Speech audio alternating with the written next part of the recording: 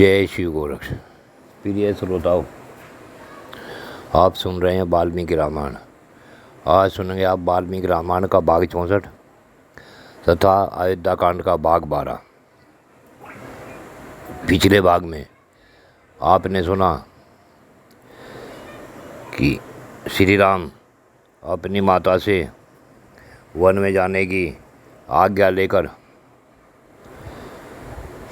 वहाँ से अपने महल में चले सीता से मिलने।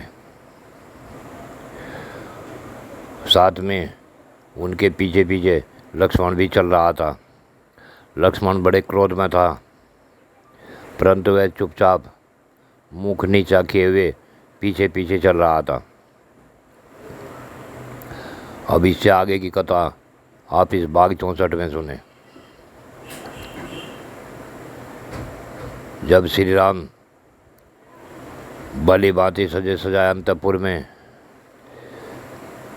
आया तो सीता उन्हें देखते ही उठकर खड़ी हो गई तथा श्री राम की गंभीर अवस्था देखकर कांपने लगी और चिंता से व्याकुल इंद्रियों वाले अपने उस शोक संतप्त पति को निहारने लगी। उधर धर्मात्मा श्री राम सीता को देखकर अपने मानसिक शोक का वेग सहन न कर सके, अतः उनका वह शोक प्रकट हो गया। उनका मुख उदास हो गया था, उनके अंगों से पसीना निकल रहा था। वे अपने दुख को दबाए रखने में असमर्थ हो गए। उन्हें इस अवस्था में देखकर सीता दुख से संतप्त हो उठी और बोली, प्रभु इस समय यह आपकी कैसी दशा है? ये रघुनंदन, आज बृहस्पति देवता संबंधी मंगल में पुष्य नक्षत्र है, जो अभिषेक के योग है। उसी पुष्य नक्षत्र के योग में विद्वान ब्राह्मणों ने आपका अभिषेक बताया है। ऐसे समय में जबकि आपको प्रसन्न होना चाहिए था, आपका मन इतना उदास क्यों है? मैं देख रही हूँ कि आपके मुख पर बहुत तेज उदासी छाई हुई है। आपकी आंखों में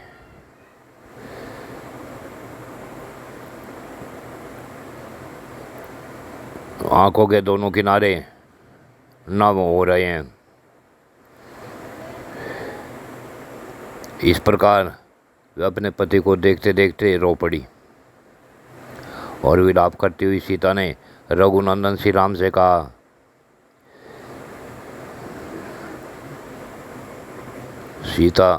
सीता से श्री राम ने कहा कि ये सीते, आज पूज्य पिताजी मुझे वन में भेज रहे हैं। मान कुल में उत्पन्न धर्म को जानने वाली तथा धर्मपरायण जनक नंदिनी, जिस कारण यह वनवास आज मुझे प्राप्त हुआ है, वह कर्म से बताता हूँ, इसे बड़े ध्यान से सुनो। मेरे सत्य प्रतीक पिता महाराज दशरथ ने माता कैकेयी को पहले कभी 2 महान वर दिए थे। इधर जब महाराज के उद्योग से मेरे राजाभिषेक की तैयारी होने लगी, तब कैकेयी ने उस वरदान की प्रतिज्ञा को याद दिलाया और महाराज को धर्मतः अपने काबू में कर लिया।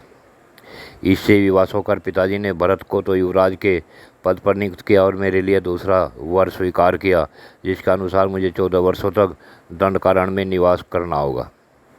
इस समय मैं निर्जन वन में जाने के लिए प्रस्थान कर चुका हूँ और तुमसे मिलने के लिए यहाँ इसलिए आया हूँ कि तुम भरत के समीप कभी मेरी प्रशंसा न करना, क्योंकि समृद्धिशाली पुरुष दूसरे की स्तुति नहीं सहन कर सकते। इसलिए कहता हूँ कि तुम भरत के सामने मेरे गुणों की प्रशंसा न करना। विशेषतः तुम्हें भरत के समक्ष अपनी सखियों के साथ भी बारंबार मेरी चर्चा नहीं करनी चाहिए, क्योंकि उनके मन के अनुकूल बर्ताव करके ही तुम उनके निकट रह सकती हो। हे सीते, राजा ने उन्हें सदा के लिए युवराज पद दे दिया है, इसलिए तुम्हें विशेष प्रयत्नपूर्वक उन्हें प्रसन्न रखना चाहिए, क्योंकि अब वे ही राजा होंगे। मैं भी पिताजी की उस प्रतिज्ञा का पालन करने के लिए आज ही वन को चला जाऊंगा। हे मनस्वी, तुम धैर्य धारण करके रहना। हे कल्याणी, निष्पाप सीते, मेरे मुनिजन सेवित वन को चले जाने पर तुम्हें प्राय व्रत और उपवास में संलग्न रहना चाहिए। प्रतिदिन सवेरे उठकर देवताओं की विधि पूर्वक पूजा करके तुम्हें मेरे पिता महाराज दशरथ की वंदना करनी चाहिए। मेरी माता कौशल्या को भी प्रणाम करना चाहिए। एक तो वे बूढ़ी हुई, दूसरे दुख और संताप से उन्हें दुर्बल कर दिया है, अतः धर्म को ही सामने रखकर तुमसे वे विशेष सम्मान पाने के योग्य हैं। जो मेरी शेष माताएं हैं उनके चरणों में भी तुम्हें प्रतिदिन प्रणाम करना चाहिए, क्योंकि स्नेह, उत्कृष्ट प्रेम और पालन पोषण की दृष्टि से सभी माताएं मेरे लिए समान हैं। भरत और शत्रुघ्न मुझे प्राणों से भी बढ़कर प्रिय हैं, अतः तुम्हें उन दोनों को विशेषतः अपने भाई और पुत्र के समान देखना और मानना चाहिए। हे विद्यानंदिनी, तुम्हें भरत की इच्छा के विरुद्ध कोई काम नहीं करना चाहिए, क्योंकि इस समय में मेरे देश और कुल के राजा हैं। अनुकूल आचरण के द्वारा आराधना और प्रयत्नपूर्वक सेवा करने पर राजा लोग प्रसन्न होते हैं तथा विपरीत बर्ताव करने से वे कुपित हो जाते हैं। हे प्रिय, अब मैं उस विशाल वन में चला जाऊंगा। हे बामनी, तुम्हें यहीं निवास करना होगा। तुम्हारे बर्ताव से किसी को कष्ट न हो, इसका ध्यान रखते हुए तुम्हें यहाँ मेरी इस आज्ञा का पालन करते रहना चाहिए। श्री राम के ऐसा कहने पर प्रियवादिनी विदय कुमारी सीता जी, जो सब प्रकार से अपने स्वामी का प्यार पाने योग्य थी, प्रेम से ही हुए कुछ कुपित होकर पति से इस प्रकार बोली। हे नरश्रेष्ठ, आप मुझे ओछी समझकर ये क्या कह रहे हैं? आपकी ये बातें सुनकर मुझे बहुत हंसी आती है। हे नरेश्वर, आपने जो कुछ कहा है वे अस्त्र शस्त्रों के ज्ञाता वीर राजकुमारों के योग नहीं है। वे आप यश का टीका लगाने वाला होने के कारण सुनने योग्य भी नहीं है। हे आर्यपुत्र, पिता, माता, भाई, पुत्र और पुत्रवधू, ये सब पुण्यादि कर्मों का फल भोगते हुए अपने अपने भाग शुभाशुभ कर्म के अनुसार जीवन निर्वाह करते हैं। पुरुष परवर केवल पत्नी अपने पति के भाग्य का अनुसरण करती है, अतः आपके साथ ही मुझे भी वन में रहने की आज्ञा मिल गई है। नारियों के लिए इस लोक और परलोक में एकमात्र पति ही सदा आश्रय देने वाला है। पिता, पुत्र, माता, सखिया तथा अपना यह शरीर भी उसका तथा सच्चा सहायक नहीं है। हे रघुनंदन, यदि आप आज इस दुर्गम वन की ओर प्रस्थान कर रहे हैं तो मैं रास्ते के कुश और कांटों को कुचलती हुई आपके आगे आगे चलूँगी। मैं तो जैसे अपने पिता के घर में रहती थी उसी प्रकार उस वन में भी सुखपूर्वक निवास करूँगी। वहाँ तीनों लोगों के ऐश्वर्य को भी कुछ न समझती हुई मैं सदा पतिव्रत धर्म का चिंतन करती हुई आपकी सेवा में लगी रहूँगी। हे महाभाग, अतः मैं आपके साथ आज अवश्य वन में जाऊँगी, इसमें संशय नहीं है। मैं हर तरह चलने को तैयार हूँ, मुझे किसी भी तरह से रोका नहीं जा सकता। हे प्राणनाथ, अतः उस अत्यंत दुर्गम वन में जहाँ सहस्रों मृग, वानर और हाथी निवास करते हैं मैं अवश्य चलूँगी और आपके ही चरणों की सेवा में रहकर आपके अनुकूल चलती हुई उस वन में उसी तरह सुख से रहूँगी जैसे पिता के घर में रहा करती थी।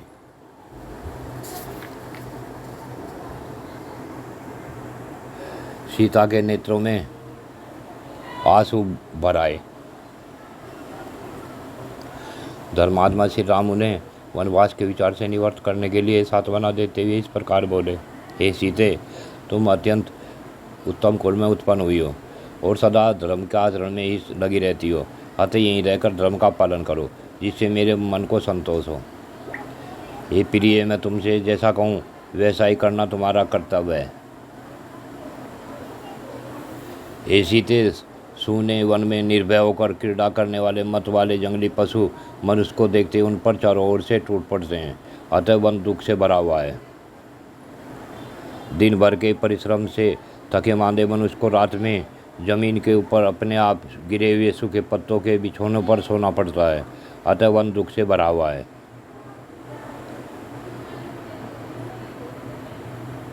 हे सीते, वहाँ मन को वश में रखकर वृक्षों से स्वतः गिरे हुए फलों के आहार पर ही दिन रात संतोष करना पड़ता है, अतः वन दुख देने वाला ही है। हे मिथिलेश कुमारी जानकी, वनवासियों को जब जैसा आहार मिल जाए उसी पर संतोष करना पड़ता है, अतः वन दुख रूप ही है। वन में प्रचंड आंधी, घोर अंधकार, प्रतिदिन भूख का कष्ट तथा और भी बड़े बड़े भय प्राप्त होते हैं, अतः वन अत्यंत कष्टप्रद है। ये बामनी, वहाँ बहुत से पहाड़ी सर्प जो अनेक प्रकार के रूप वाले हैं दर्पवंश बीच रास्ते में विचरते रहते हैं, अतः वन अत्यंत कष्टदायक होता है। हे भामिनी, वन में कांटेदार वृक्ष कुश और काश होते हैं, जिनकी शाखाओं के अग्रभाग सब ओर फैले हुए होते हैं, इसलिए वन विशेष कष्टदायक होता है। जब महात्मा श्री राम ने उस समय सीता को वन में ले जाने का विचार नहीं किया, तब सीता ने भी उनकी उस बात को नहीं माना। वे अत्यंत दुखी होकर श्री राम से इस प्रकार बोली, हे प्रभु, मुझे गुरुजनों की आज्ञा से निश्चय ही आपके साथ चलना है, क्योंकि आपका वियोग हो जाने पर मैं अपने जीवन का परित्याग कर दूंगी। हे स्वामी, पतिव्रता स्त्री अपने पति से वियोग होने पर जीवित नहीं रह सकेगी। ऐसी बात आपने भी मुझे भली भांति दर्शाई है। महावीर, हस्तरेखा देखकर भविष्य की बातें जान लेने वाले ब्राह्मणों के मुख से अपने पर ऐसी बात सुनकर मैं सदैव वनवास के लिए उत्साहित रहती हूँ। ऐसा होने में मैं उन भाग्य के विधान को भोग लूँगी। उसके लिए यह समय आ गया है, अतः आपके साथ मुझे चलना ही है। इससे उस ब्राह्मण की बात भी सच्ची हो जाएगी, जिसने मुझे बताया था कि तुम्हें तो वन में अनेक प्रकार के कष्ट सहने हैं। मैं आपकी धर्मपत्नी हूँ, उत्तम व्रत का पालन करने वाली और पतिव्रता हूँ। फिर क्या कारण है कि आप मुझे यहाँ से अपने साथ ले चलना नहीं चाहते? कुकुष्ठ कुलभूषण, मैं आपकी भक्त हूँ, पतिव्रत का पालन करती हूँ, आपके इच्छाओं के भय से दीन हो रही हूँ तथा आपके सुख दुख में समान रूप से हाथ बटाने वाली हूँ। मुझे सुख मिले या दुख मिले, मैं दोनों अवस्थाओं में सम रहूँगी, हर्ष या शोक के वशीभूत नहीं होंगी। अतः आप अवश्य ही मुझे साथ ले चलने की कृपा करें। इस प्रकार सीता ने श्री राम को अनेक प्रकार से अनेकों बातें कही, परंतु श्री राम समझाने की कोशिश करते रहे। उसके पश्चात भी सीता कहती है कि हे प्राणनाथ, क्या मेरे पिता मिथिलेय नरेश विदेहराज जनक ने आपको जमाता के रूप में पाकर कभी यह भी समझा था कि आप केवल शरीर से ही पुरुष हैं, कार्यकलाप से तो स्त्री ही हैं? हे नाथ, आपके मुझे छोड़कर चले जाने पर संसार के लोग अज्ञानवश यदि यह कहने लगे कि सूर्य के समान तपने वाले श्री रामचंद्र जी में तेज और पराक्रम का अभाव है, तो उनकी यह असत धारणा मेरे लिए कितने दुख की बात होगी। निष्पाप रघुनंदन, आप मुझे जिनके अनुकूल चलने की शिक्षा दे रहे हैं और जिनके लिए आपका राज्याभिषेक रोक दिया गया है, उस भरत के सदा ही वश में और आज्ञापालक बनकर आप ही रहिए, मैं नहीं रहूँगी। आपके साथ जहाँ भी रहना पड़े वही मेरे लिए स्वर्ग है, और आपके बिना जो कोई भी स्थान हो वह मेरे लिए नरक के समान है। हे स्वामी, मेरे इस निश्चय को जानकर आप मेरे साथ अत्यंत प्रसन्नतापूर्वक वन को चलें। हे नाथ, यदि आप मुझे त्याग कर वन को चले जाएंगे तो पीछे भी इस नारी दुख के कारण मेरा जीवित रहना संभव नहीं है। ऐसी दशा में मैं इसी समय आपके जाते ही अपने प्राण त्याग देना अच्छा समझती हूँ। इस प्रकार बहुत देर तक करुणाजनक विलाप करके शोक से संतप्त हुई सीता शिथिलो अपने पति को जोर से पकड़कर उनका गाढ़ आलिंगन करके फूट फूट कर रोने लगी।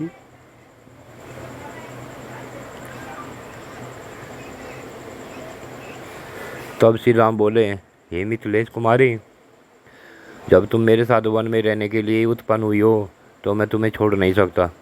ठीक है, उसी तरह जैसे आत्मज्ञानी पुरुष अपनी स्वाभाविक प्रसन्नता का त्याग नहीं करते।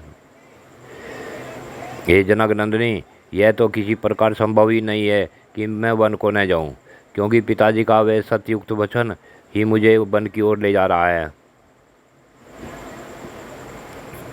हे सीते, पिता और माता की आज्ञा के अधीन रहना पुत्र का धर्म है, इसलिए मैं उनकी आज्ञा का उल्लंघन करके जीवित नहीं रह सकता।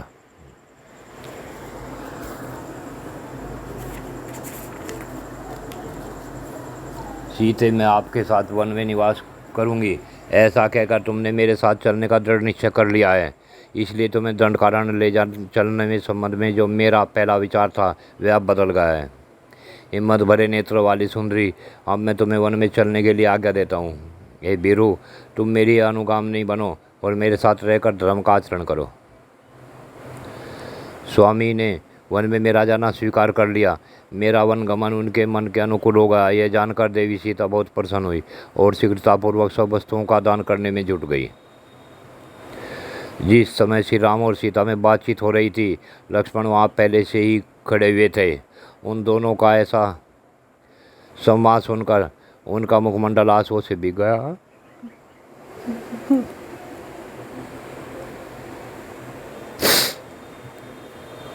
भाई क्या विरह का शोक अब उनके लिए भी ऐसे है उठा। रघुकुल को आनंदित करने वाले लक्ष्मण ने ज्येष्ठ भ्राता श्री रामचंद्र के दोनों पैर जोर से पकड़ लिए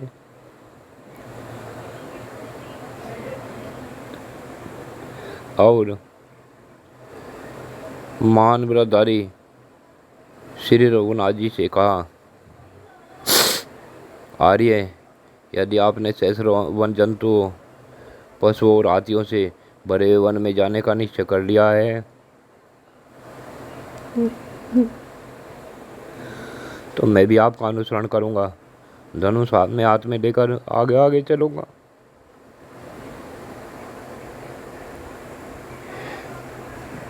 भैया, आपने तो पहले से ही मुझे अपने साथ रहने की आज्ञा दे रखी है और इस समय आप मुझे क्यों रोकते हैं? हे निष्पाप रघुनंदन, जिस कारण से आपके साथ चलने की इच्छा वाले मुझको आप मना करते हैं, उस कारण को मैं जानना चाहता हूँ। मेरे हृदय में इसके लिए बड़ा संशय हो रहा है। ऐसा कहकर